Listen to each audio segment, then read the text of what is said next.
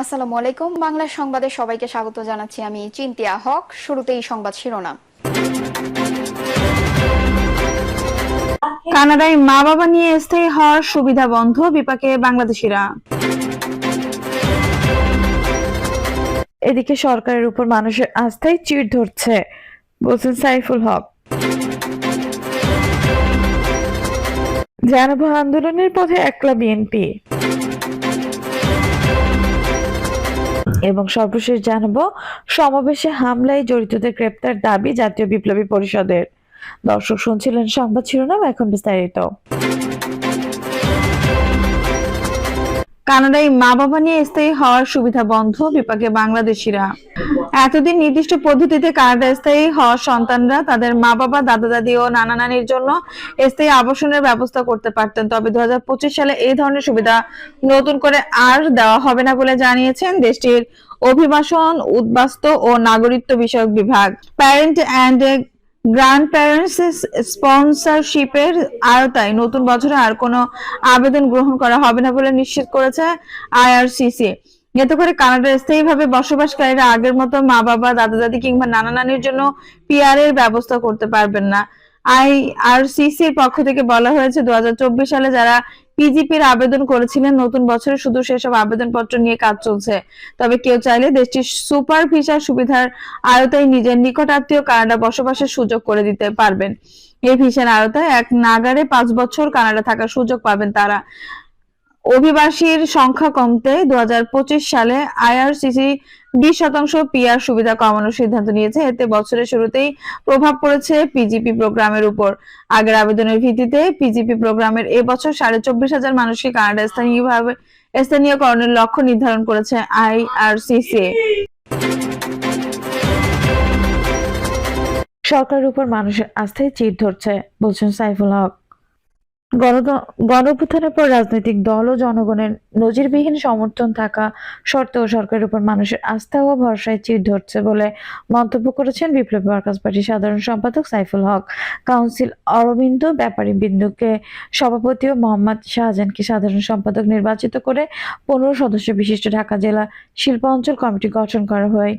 সাইফুল হক বলেন, গণঅভ্যুত্থানের পর রাজনৈতিক দল ও জনগণের নজিরবিহীন সমর্থন থাকা সত্ত্বেও সরকারের উপর মানুষের আস্থা ও ভরসায় চিড় ধরছে।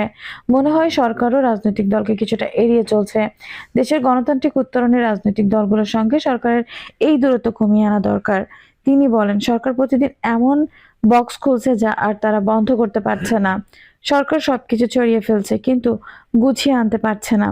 দেশ কেমন চলছে সচিবালয়ের দিকে তাকালেই তা খানিকটা বোঝা যায়। সচিবালয় এবং রাষ্ট্রের বিভিন্ন ক্যাডারের মধ্যে যে অস্থিতিশীলতা চলছে তা ভালো লক্ষণ নয়। এভাবে চলতে থাকলে সরকারের স্থিতিশীলতাও ঝুঁকির মধ্যে পড়তে পারে। জাতীয় ঐক্যমত্য কমিশনের উদ্যোগে স্বাগত জানিয়ে সাইফুল হক বলেন, দ্রুত সংস্কার ব্যাপারে বোঝাপড়া তৈরি করে জাতীয় নির্বাচনের সুনির্দিষ্ট পথ নকশা ঘোষণা করা দরকার। কারণ অনির্বাচিত সরকার অনির্দিষ্টকালের জন্য ক্ষমতায় থাকতে চাইলে বহু ধরনের ঝুঁকি তৈরি হয়। সফল হতে চাইলে সরকারকে তার এজেন্ডা কমিয়ে এনে কাজের তালিকা নির্দিষ্ট করা প্রয়োজন। রাজনৈতিক দলগুলো সরকারকে সহযোগিতা করতে চায়, কিন্তু সরকারকে এই সহযোগিতা নিতে জানতে হবে। তিনি বলেন, সরকার অনেকগুলো কমিশন গঠন করলেও এখন পর্যন্ত বাজার সংস্কারের জন্য কোনো কমিশন গঠন করা হয়নি। অনতিবিলম্বে বাজার সংস্কার কমিশন গঠন করার আহ্বান জানাচ্ছি। একই সঙ্গে শ্রমিকদের জন্য ন্যূনতম মজুরি কমিশন গঠন করার আহ্বান জানাচ্ছি এবং শ্রমিকদের জন্য রেশনিং ব্যবস্থা চালু করার আহ্বান জানাচ্ছি। আন্দোলনের পথে একলা বিএনপি। কবিগুরু রবীন্দ্রনাথ ঠাকুরের যদি তোর ডাক শুনে কেউ না আসে, তবে একলা চলো রে সঙ্গীতটি মানুষের অভীষ্ট অর্জনের পথে দৃঢ় চিত্তে এগিয়ে যাওয়া অনুপ্রেরণা। নিঃসন্দেহে মূলত কোনো কাজ সফলতার জন্য অনেকের অসহযোগিতা উপেক্ষা করে সব বাধাবিঘ্ন অতিক্রম করে এগিয়ে যাওয়ার প্রেরণাই কবি নজরুলের এই গান। লক্ষ্য অর্জনের দৃঢ় চিত্তে নির্ভয়ে এগিয়ে যাওয়ার কোনো বিকল্প নেই। এই পথ চলায় অনেক সময় সহযোগী পাওয়া যায় না, একই এগিয়ে যেতে হবে। কবিগুরুর গানটি মনে পড়ল গত 20 ডিসেম্বর সমকালের প্রধান প্রতিবেদনের শিরোনাম দেখে। দ্রুত নির্বাচনের লড়াই একা বিএনপি শীর্ষক প্রতিবেদনটি পড়ে মনে হলো, এই পথে বোধ করি বিএনপিকে একাই চলতে হবে। প্রতিবেদনে বলা হয়েছে, 5 আগস্ট গণঅভ্যুত্থানের পক্ষের রাজনৈতিক দলগুলো জাতীয় সংসদ নির্বাচন প্রশ্নে বহুধা বিভক্ত হয়ে পড়েছে। আওয়ামী লীগের অনুপস্থিতিতে দেশের সর্ববৃহৎ রাজনৈতিক শক্তি বিএনপি অতি দ্রুত নির্বাচনের জন্য বারবার তাগিদ দিলেও দ্বিতীয় বৃহৎ দল জামায়াতে ইসলামী ধীরে চলো নীতি গ্রহণ করেছে। বিএনপি নির্বাচন সরকারকে রাষ্ট্র সংস্কার করবে বললেও জামায়াত বলছে আগে সংস্কার পরে নির্বাচনের কথা। অন্যদিকে আগস্ট গণ অভ্যুত্থানের মূল কারিগর বৈষম্যবিরোধী ছাত্র আন্দোলনের নেতৃত্ব ইতিমধ্যে পরিষ্কার বলেছে, জুলাই গণহত্যার দায়ে শেখ হাসিনা ও তার দোসরদের বিচার হওয়ার আগে দেশে কোনো নির্বাচন হতে দেওয়া হবে না। এ বিষয়ে বিএনপি মহাসচিব মির্জা ফখরুল ইসলাম আলমকে সমকালকে বলেছেন, নির্বাচন কমিশন গঠন হয়ে গেছে, তবে নির্বাচন অনুষ্ঠানের প্রস্তুতি দেখছি না। আশা করেছিলাম প্রধান উপদেষ্টা এবার নির্বাচনের রোডম্যাপ দেবেন, তিনি তা দেননি, এতে আমাদের হতাশ করেছে। অন্যদিকে জামায়াত ইসলামী সহকারী সেক্রেটারি জেনারেল মাহমুদুর রহমান আজাদ বলেন, আমাদের সবার দাবি সংস্কার তারপর নির্বাচন। আমাদের বলতে এতদিন যারা নির্বাচনের জন্য লড়াই করেছেন তাদের বুঝিয়েছে উল্লেখ করে তিনি বলেছেন, এত বছর আন্দোলন হয়েছে সুষ্ঠু নির্বাচনের জন্য, ভোটাধিকারের জন্য, তা ঠিক করতে নির্বাচন ব্যবস্থা সংস্কার করতে হবে। অন্যান্য সংস্কার তো আছেই। জাতীয় নাগরিক কমিটির আহ্বায়ক নাসির উদ্দিন পাটোয়ারি বলেছেন, আগে জুলাই গণঅভ্যুত্থানের দেশ হাসিনা সে বিচার পরে নির্বাচন হতে হবে। আগস্ট গণঅভ্যুত্থানের অন্যতম পুরোধা এবং সরকারের এক উপদেষ্টাও বলেছেন, শুধু একটা নির্বাচনের জন্য এত রক্ত দেয়নি মানুষ। কেউ মনে করেন গণঅভ্যুত্থানের উদ্যোক্তা বৈষম্যবিরোধী ছাত্র নেতৃত্বে এবং সে আন্দোলনের সহযোগী বিএনপি, জামায়াত ইসলামী ও অন্যান্য দলের মধ্যে এই মতবিরোধের ফলে পরাজিত ফ্যাসিবাদী শক্তি মাথাচাড়া দেওয়ার সুযোগ পেতে পারে। তারা এই ক্রান্তিকালে বিএনপির অতি দ্রুত নির্বাচনের দাবিকে অবিবেচনা প্রসূত বলে মনে করেন, কেননা রাষ্ট্র সংস্কারের যে কাজ ইতিমধ্যে শুরু করেছে অন্তর্বর্তী সরকার, তা সম্পূর্ণ করতে একটু সময় লাগবেই। সেই সময়টুকু শুধু বিএনপি নয়, সব রাজনৈতিক দলকেই ধৈর্য ধরে সরকারকে সহযোগিতা করতে হবে।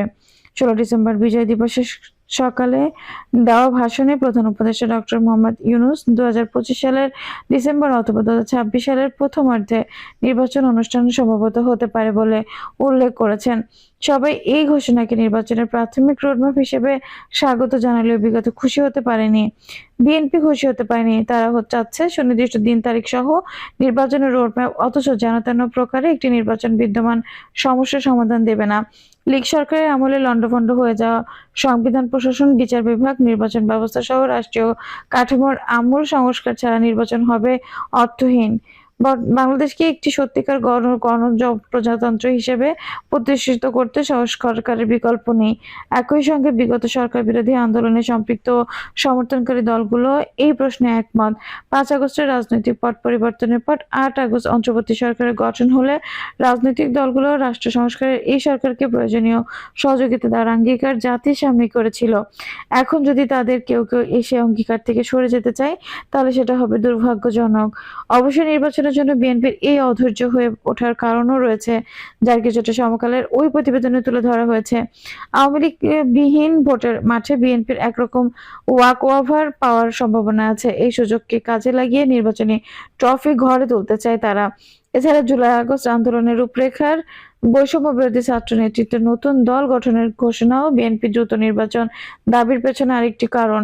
নতুন দল গঠনের উদ্যোগকে তারা ভালো নজরে দেখছে না। নতুন দলটি রাষ্ট্রীয় পৃষ্ঠপোষকতা পায় কিনা তা নিয়ে তারা শঙ্কিত। তাই দ্রুত নির্বাচন দাবির পাশাপাশি নতুন দলের বিষয়ে নেতিবাচক প্রতিক্রিয়া ব্যক্ত করে চলেছে। গত 23 ডিসেম্বর ঠাকুরগাঁয়ে এক সভায় বিএনপির মহাসচিব ভোটের অধিকার আদায়ের 5 আগস্টের মতো আবারও ঐক্যবদ্ধ হয়ে রাস্তায় নামতে হবে বলে যে উত্তর দিয়ে করেছেন, তাতে এটা স্পষ্ট। এজন্য তারা রাজপথে আন্দোলন গড়ে তুলতে পারেন। তবে সচেতন ব্যক্তিরা নতুন দল গঠনের বিষয়কে ইতিবাচক হিসেবেই দেখছেন। তাদের বক্তব্য হলো, চির প্রতিদ্বন্দ্বী আওয়ামী লীগের অনুপস্থিতিতে বিএনপির এখন বাংলাদেশের একক রাজনৈতিক শক্তি রাজনীতিতে এক শক্তি হবে গণতন্ত্রের জন্য শুভকামনা নয়। তাই গণতন্ত্রের স্বার্থে বিএনপির সামনে একটি শক্তি প্রতিদ্বন্দ্বী আবশ্যক। এই মুহূর্তে বৈষম্যবিরোধী ছাত্র আন্দোলনের নেতারা যদি আগ্রহী বিশিষ্ট নাগরিকদের সমন্বয়ে একটি নতুন দল গড়ে তুলতে পারেন, তাতে দেশে বহুদলীয় গণতন্ত্র চর্চা অর্থবহ হয়ে উঠবে।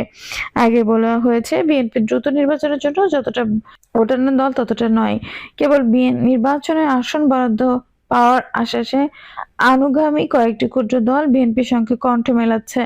অবস্থা দৃষ্টে এটা বলা অসমীচীন নয়। বিএনপি যদি নির্বাচনের দাবিতে আন্দোলনে নামে, তাহলে হয়তো তাদের একলাই পথ চলতে হবে। সমাবেশে হামলায় জড়িতদের গ্রেপ্তার দাবি জাতীয় বিপ্লবী পরিষদের। কেন্দ্রীয় শহীদ মিনারে আয়োজিত নাগরিক সমাবেশে হামলাকারীদের ভিডিও দেখে চিহ্নিত করে গ্রেপ্তারের দাবি করেছে জাতীয় বিপ্লবী পরিষদ।